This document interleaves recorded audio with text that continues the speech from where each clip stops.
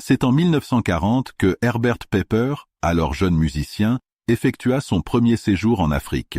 Mobilisé dès 1939, il s'engagea dans les services de la France libre à Londres, où il rencontra le général de Gaulle qui le chargea de partir en Afrique équatoriale française, AEF, pour étudier les musiques de ces populations. Émerveillé par leur dimension esthétique et convaincu de la nécessité de les préserver, Pepper s'orienta dès le début dans une perspective de collecte raisonnée et systématique des expressions musicales. Il créa notamment le premier fonds d'archives sonores au Gabon, à la demande du gouvernement nouvellement formé lors de l'indépendance de 1960. Puis il effectua des enregistrements dans tout le pays de 1960 à 1966, auxquels il intégra ses collectes de 1954, qui furent conservées au musée de Libreville, créé à son initiative en 1963. La série MVET que nous allons regarder trouve son origine dans l'enregistrement, par Herbert Pepper, d'un chant épique Fang, le 3 octobre 1960 à Anguilla. Zouane Nguema, son détenteur, le récita d'un trait, de 8 du soir à 6 heures du matin. Dans ce prologue à l'action, l'on nous présente le peuple d'Engong, ses ancêtres, ses valeureux guerriers, son magicien. L'on nous dit comment, lors d'une visite à ce dernier, Akomamba choisit l'orgueil et Medza Motugu la richesse. L'on nous rappelle l'origine des êtres. Salut! Juste un petit message, n'oubliez pas de vous abonner à la chaîne et de cliquer sur le pouce. Cela nous aide à partager ces récits anciens et à vous offrir les prochaines parties de cette épopée. Vos commentaires et partages sont essentiels pour faire vivre cette tradition orale.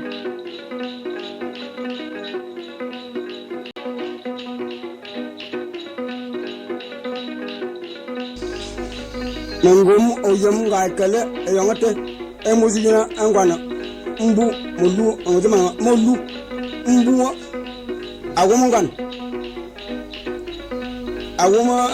awomolu ya lude ayangate enda sima misel anga kale jengema abomvet ete emuzina ayangate eda maza babada na ayangate ya taba evovo akore yongi akikiki ayangate jengema abomvet mva ayangate dia wase bima no wok mama sama yama ku anu jengema abomvet emuyi sama lumban ya wora jengema mo wala mo abomvet investment tutuma misel anga mo lo woma da ngwana woma yembu mbozo yina mi jengema bu ye ndo mo woma sama bien vet alodi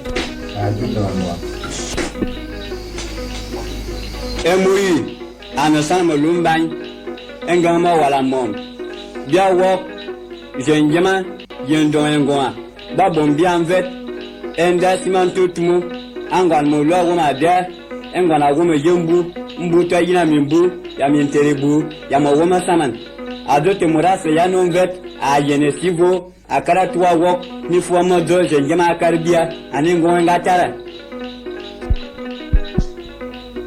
on dit bien de faire du bain abala number da yiri jengema azubia kat anumber ngasu ya ningo ni mabang ndongo ya bi ndoro mo boga se bain mbang je vais donner à Carmine da asumo se pepe ntano ga sali Libreville azwo nyomo bok angwa kelenjo wase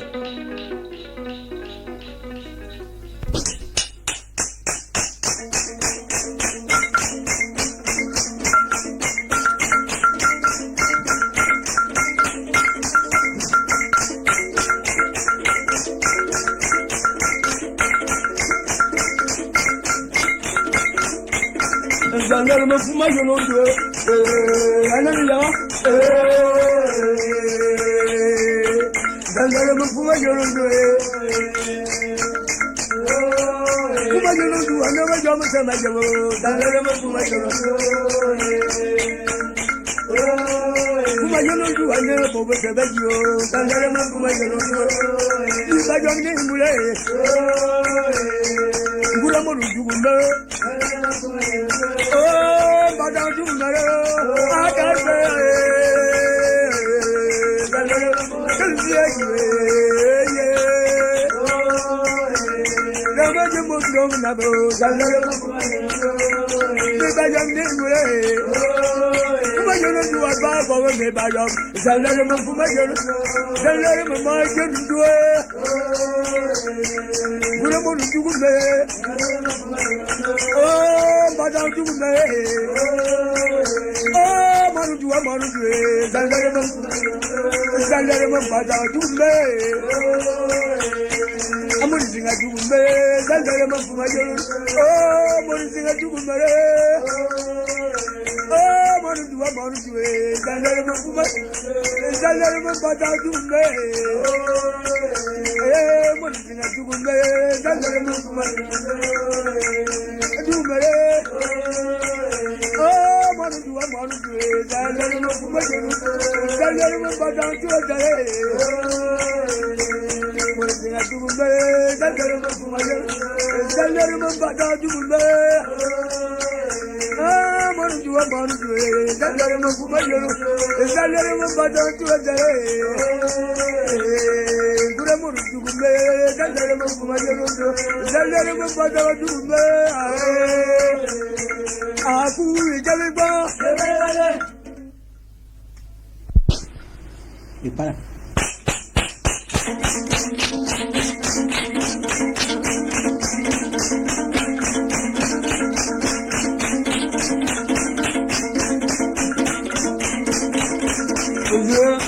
me llamo vale me llamo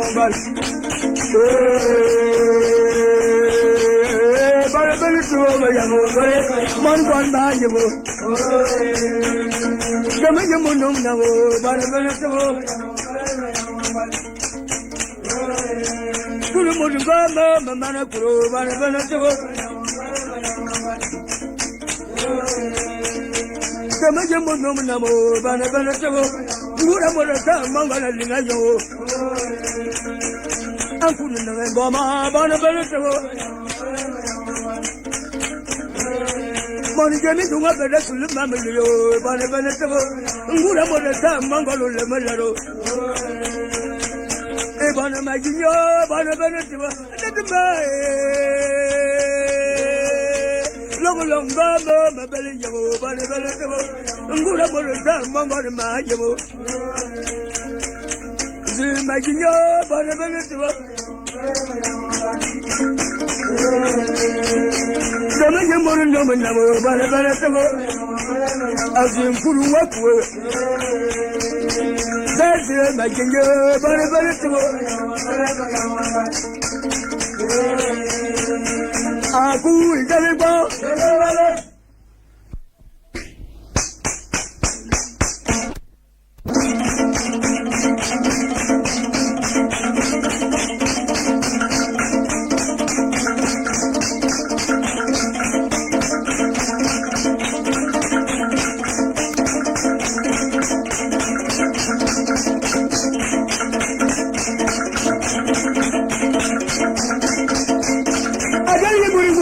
Min babanga jara ini banga jara inga tu babanga kumle bo ini yo ni moko ini bori gunga ma babanga kumle bo ba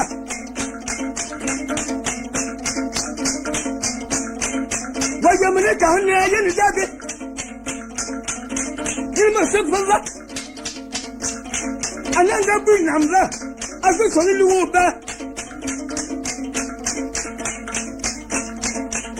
ina kanna anga wili wo ba abi zini kan abi uyele kan abi ma yeme kan abi ngame kan ina anga wuba Jamna ndabe kan ni mo se pe dia bo ba dan bo ngame ka abwina akaso bindu bindem ina ka boro we ana mora bote we ndi namwa susu kan da ka ke kare bo ba dan bindu bella Kan uyuno maye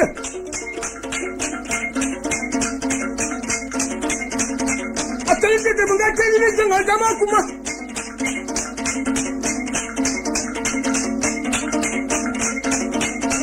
Ebi ka adamu ni swedi ke. Akala gwe duanga ne kaze yemba. Alu anje me yena. Ingo ne yemba duanga ne ka. Akuru finga anje me yena. Abin banje me yena. Baba so wona mora munuki. Abin la jinya zaman zam. Mbe vunya dai. Abin la mnose. Mbe zo da ga de vadasi. Ya vum da so. Mbe lu ke la mnose ba la na mata amada. Ta ga ni zamar mbaji. Iban nyanga sise, semin benengere ga masa. Beye, bawo hade. Ana baba ba dem ba munu. Bawo mbangara mababo bam. Baka jo su moralo. Nzimeli nyimba ziya nu namba wusi. Mbaba ni zo bu sikana. Ifyo ba sigamba nke. Ni abanga jo banko. Kuma benim ba ku yi famin ga sabile nga da borde. Ana baba ba ndosi. Kakanya jo ka be dia ba. Iti sige ba sinu namba wu. Ifu musame ba min ba ngama. Ana baba ba. Baba mi to mi nga ba gwe mi ko. Habin ba ndonyu. Musame nga ba ku ndonyu. Me ja ba bumbu nga ba wu. Ana baba ba so ndon zanto. Ndajo ne ka ba so mo zanto. Zeka ngenya to ma bibi kwa na makudanya. Ndani kan ta ba jibuwa. Eke buga mo to mo kwa ne. No, ba ba bidin ko. Eke to ba ba yendo. Ba tu je ba ka ta wa dan ba ka ata. Ekun ba de ka ga dum. Visi tinga mo ko. Ndanya fu so bi je. Akala gun kuma banga manzanga jongo bokan. Akakele bela mizi ato. Alu bela mizi. Aso anya tuwe. Hakuru mpile bela mizi. Mbanzo bela mizi adia. Ana kuma mbanga gona. Bona kama bela mbanzo bela mizi. Ana bugasi akuma ne bela we yola ya. Nibu ngaji wali yam pepe yola. Mbanzo jina komanda. Ebami. Ikirabiyam, ekokonsan. Otete mama ate mama goza mabanga. Sanami bu, akonya mani sanami buini. Edike, etabaze, ekadegelo. Mbayan, famdeli yale bitami goza mabanga. Engungumba, handinga mobo, akomamba abani ngamobo ame. Akomajala, engwo komamba. Waje mununda baja, undo ane musanga labe, mabanga labe. Omarondo we, undo mukundo we, undo ane koroba favole. Itile mani babu wango bonga manu. Undu anemnyako. Yuwa kongo zele kola. Undu amba wana morankong. Ntonto kire yola jire bibo maza. Undu amba adala. Mfungu amba. Jaga jane ngongo amba adala. Mfungu amba. Uku amba adala mbanu wana mazamfule yen. Ilulu anta. Hemani zibin koga yemba amayan. Uku amba adala kudu. Uku amba. Jaga zana. Bangwari bamba. Nomutilu kaso dikondo. Bibi yango osoko. Gabo kod. Gabo yem. Moreke yeme to me kobe. Gabo de bana gele mamamba. Oh. Yema kakam vogamba. Yema dang kawe. Men dang kawe. Befa gele mamana mam. Mura damnya to bia to. Mura mura banya bobo. Famille pour la lingue za me bomba bala ni no tutu ngura famille ezile kama wale anu zeleka angasi manya ezile kama no on va te duanga me kaje yemba avo lingu afawe ezile kama jabra manu anda ne yer bangayen ali anga ba mabesia ongenya fu kam kam swadi ke. Aku juga bangayan, asu bangayan asyik. akuru filinga bangayen endo ozonaje atalu mun kolba yomata endo nanum bogo isal mabo endo ozona sal me bogo mi kulja nyule kombe eje bogo ngorbo kulizona ndo mangwari tuwango amekaze ya mba mangwari tuwango amekaze ya kama sabele dani to mi tuwaye ka kanga azubu kanga jimira ba ya ya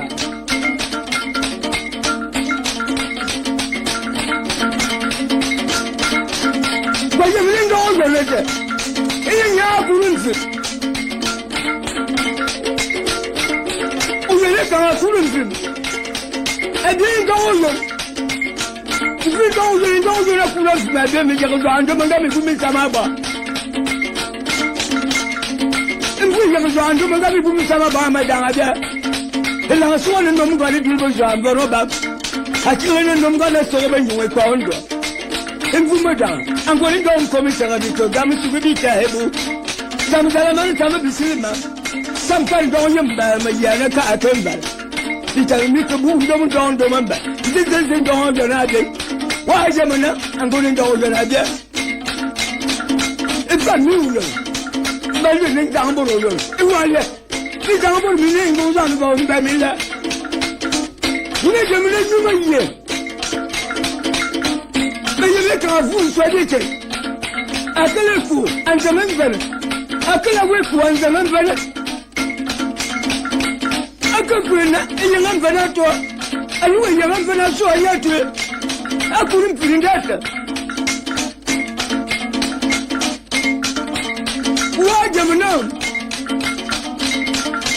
courir ko haja courir mo ma sama ngango anu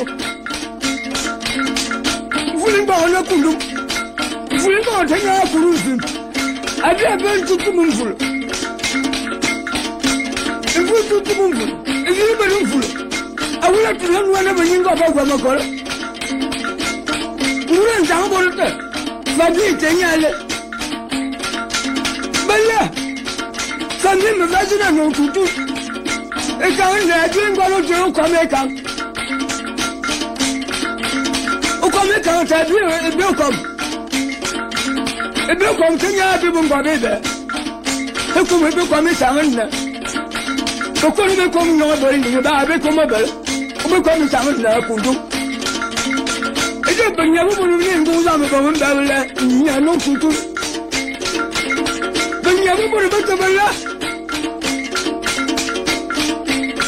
ni na jam na ku ku mu yede ibu na ba to da kuma ba su wale ni ngula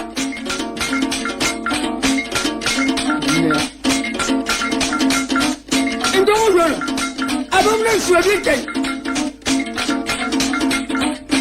alu wa ba tundo akuru tundo ma jamu su waje e ke ta mbe ko mo la be banyama bisimi da hazo ndo tundo akama yo ba kama yo ngula no ba memba eza mutu wazuri nga mamle kama na zo ka wunkel ayo se peli kama bele mura fu nga ngwali nga mali kanga mo dona ajuru ma jamu tu wa fu na kuma ko ngo nam na ndongo yo o yin ku ku yin we ba ba na ma jamu tu ajuru ma jamu tu wa bele dine mu kama von kama dine me kama mi terebu mora ku bagana mo jamu tu kuma mo le ba ye bala ye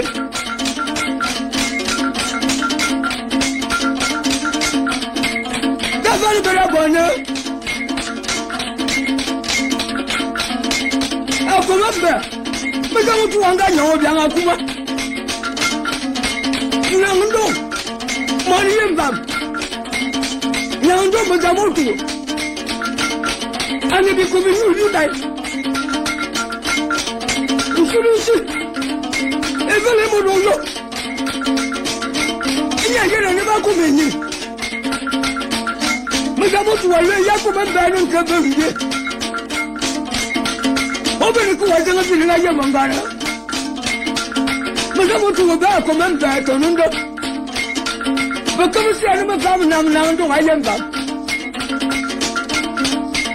Mo ga mo tu wa ko na nge.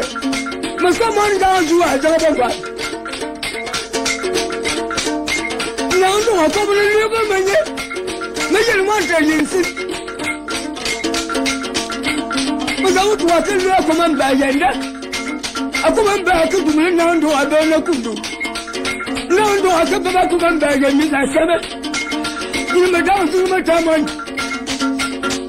Moria Benanga, Moraban, Mumbai in the Yaya, and your Palum Baba Morata Hambo. You must have out to. Nothing money now. You are ever. The book was probably him and a matter of that. And dominant, who are confirmed as a number of Barson. That's the roof window. I'm an eternal number, yes. I didn't know yet. You must have to out of. But the motor was so out of. I didn't know go. I told them was a motor. Simple bank will take over the Kulango. I couldn't get to move to the book. I don't know. Only the other new can never forget. I don't like it, never knew so. Because I want to, I mean, let's stop. Have a little in Namiato.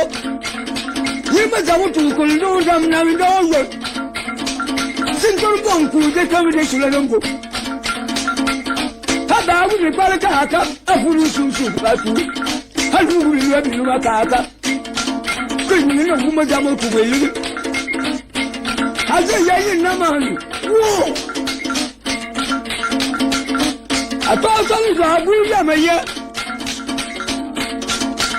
I better talk about the Mangana, better bring them along. I thought I was to reach a breeze our kundum. I come about to lose our try to water.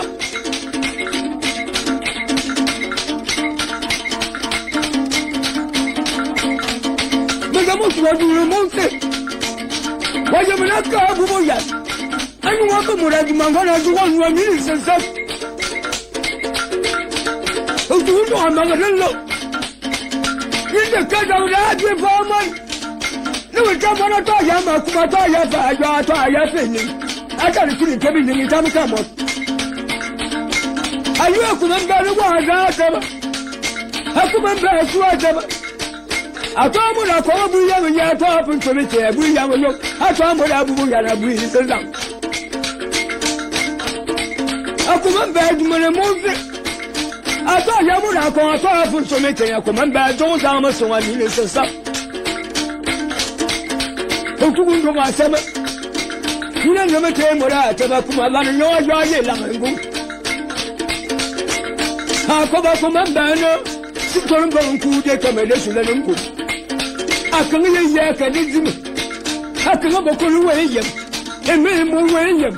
A man go water and be put out. You need to walk. Well, you want to go to the Ben Dahabu. One Bavayo and a Kuma.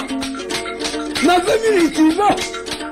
We don't call you like I took over them or a car with them. We are not with them of a couple of people. Yen, who is a bit of a sheep? When you go down the road back to Kunam, when I don't mean I get down to what I can line. Yamakume Wimia. When you go on again, I'm going to make it about it. That's a very long. The book was about the bubble. You mean one bomber I remember to go out over Yando? The bomber I do other.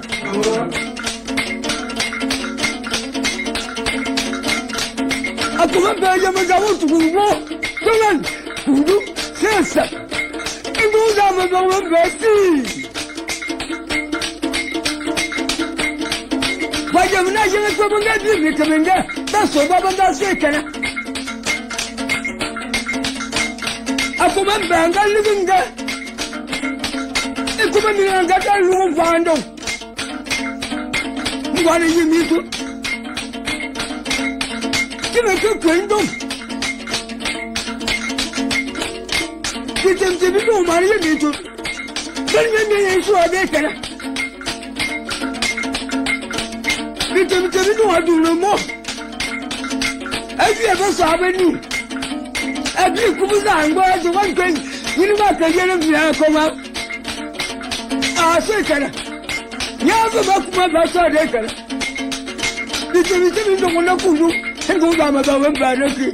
I took a command by my bed. I come back to the land of faith.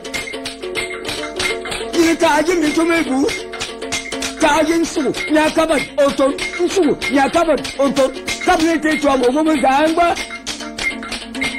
As one and as you may let. This is giving to one to one more. I thought I was having you. You never do again. The Sabbath you must do what you did, Baba. I thought I could Zamba. You could do what you did. I come back over and my luck for my second. Think me about yes, you get. Yes, you did. It has come back in and no news in go down a ladder. I've been a move my so I am not here bound.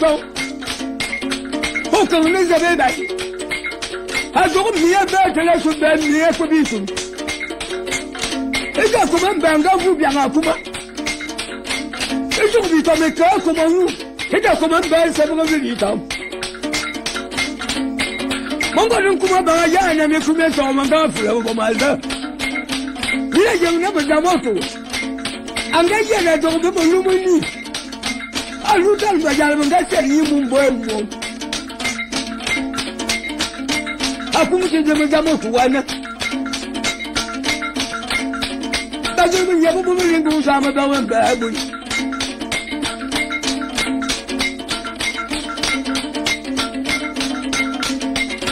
You wouldn't go.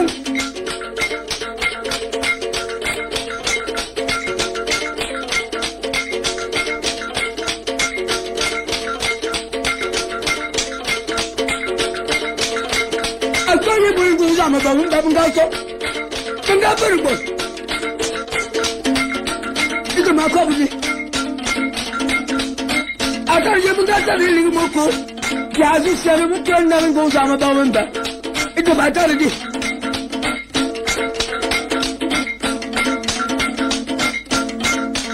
I can't even get it. It doesn't go that. Sorry, you're going to go to my power.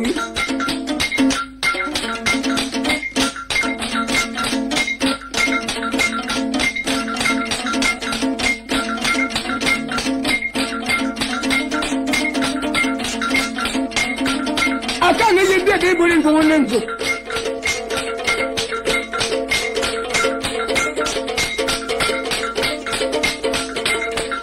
Send the Buringo. One time, can you have one and then I can't afford.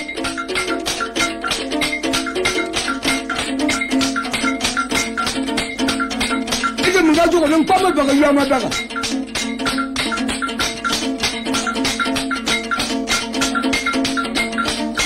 Yamagana is Amayo.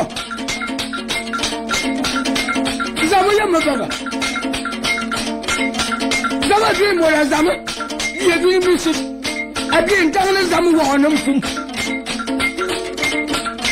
Something I didn't care some. I didn't care some. I didn't want some.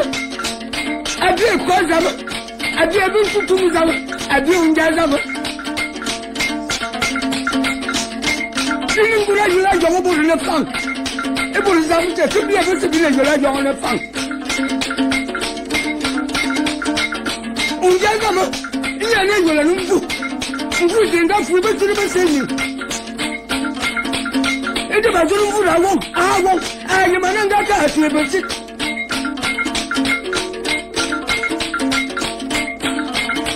And to do that, and I will go. I didn't do. And I got the new thing.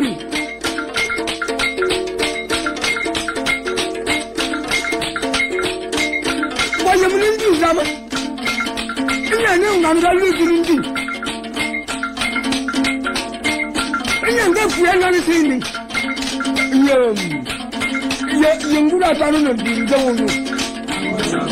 Huh? Nyanga piana nse. Ma yemki. Mansusulen. Murako nusun.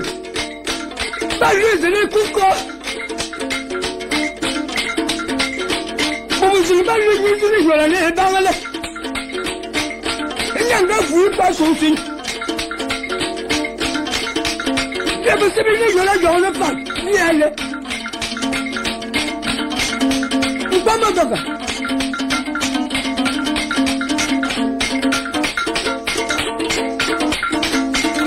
Nyanga je roborin kwa. Nye bungazo. Akale bi roborin go binga ka ne magoni. Yobo do kwa mo doga. Yes, we can't get zumba. Everybody go back. I'm going to run them with them.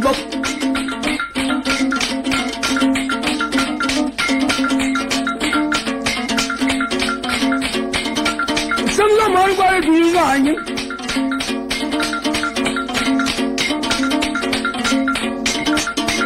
You're going to let me pull them. You'll come back to that. I'll do my common work. I'm going to let everybody go up with that.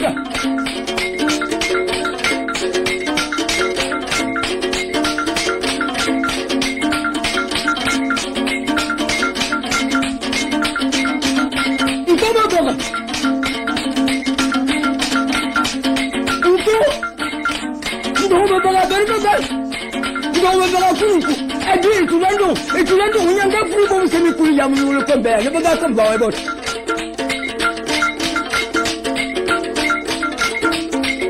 babu ke karen nanga ko baba buena ne kuma so manga fure go male abu bele banga ya mungeri ndo kamari ngori mane mazi mu mani jemi ndo ane mu gaba dinga banga ba zuma gusare atarambe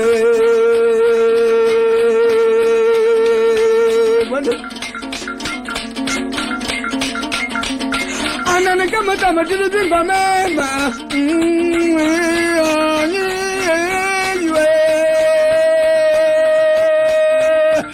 amori debi duwo kama kama lo para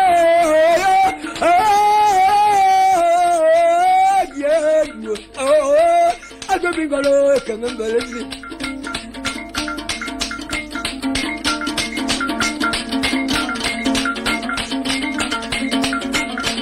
Mongorum kuma banga bulana ne kuma so banga dar ba so da yi zuma burna breje ye budu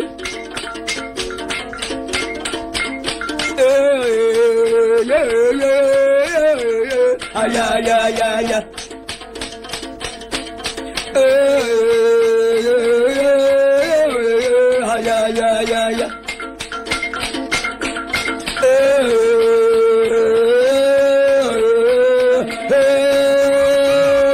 Barbana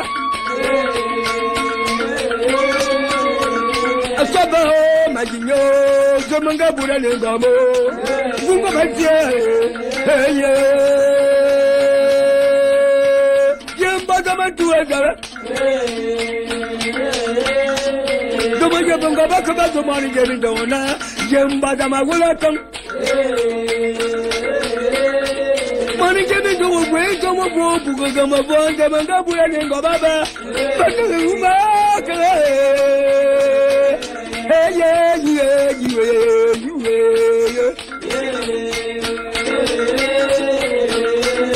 I got a budget. Number to a zero. Money getting to a nose of 4 million. Zamanga Buran and Gomaba. Banco Manga Buena Bangudo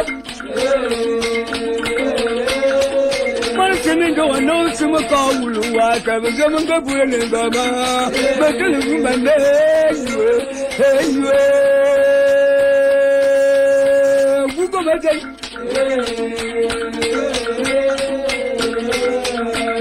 It's just a woman, down there, you feeling into what?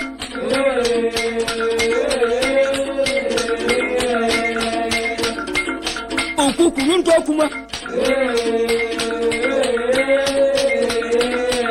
Kama la papa mbaka kaya mbaka pe antwa kuma Kimura libu kumbo to adnava Heja to mi tawo mi azizi ningentuo Kimabuna yako Yembe to abambo Aka dembe zo da bab Kimura manfa bari wa basu sudan bawo wa kayi Aka mubura na maga Eja to mi tawo mi azizi ningentuo Matiluma Eya Jemba buntu abeya Mori ko fango ni bamba me jemi tan mi to Jemi ku ba ko ba ne Awu bel mori je ni ngongo na ngongo ma na puo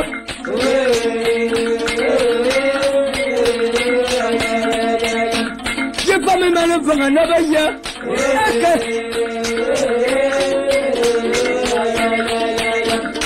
Yama mana fanga never yo. Ngongo apa?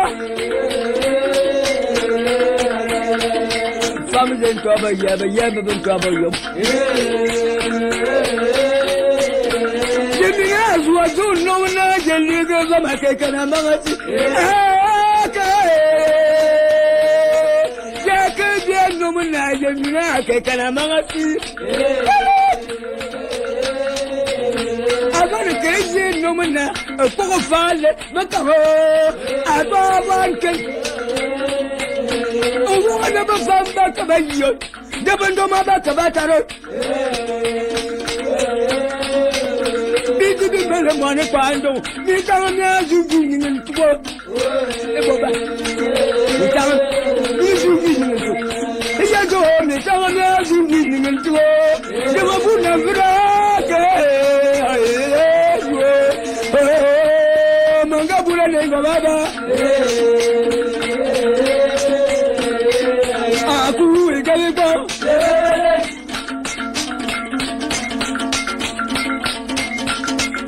Yo balafa manga kwa ya lambat